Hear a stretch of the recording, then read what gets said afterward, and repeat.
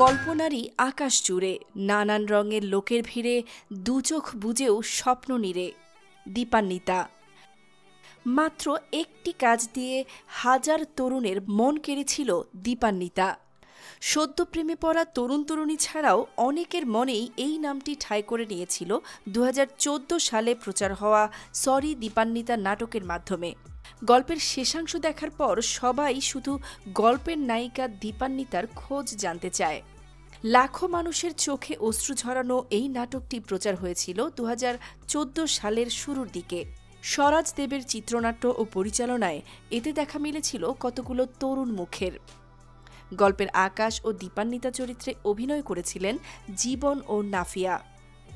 আকাশ চরিত্রের রূপদানকারী জীবন রায় এখন অভিনয় নিয়ে বেশ ব্যস্ত সময় পার করছেন। অন্যদিকে গল্পের মূল আকর্ষণ দীপান্বিতা চরিত্রের রূপদানকারিণী নাফিয়া ব্যস্ত রয়েছেন স্বামী, সংসার ও সন্তান নিয়ে।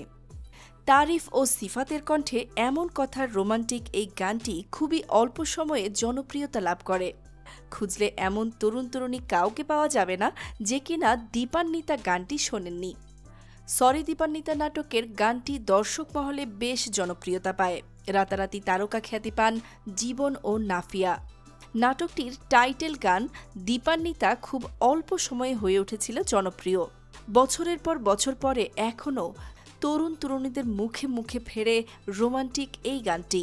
স্বরাজ দেবের কথা ও সুরে গানটির সঙ্গীতায়োজন করেছিলেন সাখাওয়াত অর্ণব। ১০ বছর পেরিয়ে গেলেও এই গল্পের নায়ক নায়িকারা এখনও তরুণদের মনে জায়গা করে নিয়েছেন এক অন্যরকম ভালোবাসার। সরি দীপান্বিতার পর আর কোনো কাজে দেখা যায়নি নাফিয়াকে। রাজশাহীর মেয়ে নাফিয়া বিনতে রায়হান তুর্না বাংলাদেশ কৃষি বিশ্ববিদ্যালয়ে বন্য জীবন ও মৎস্যবিজ্ঞান বিভাগে পড়াশোনা শেষ করেন।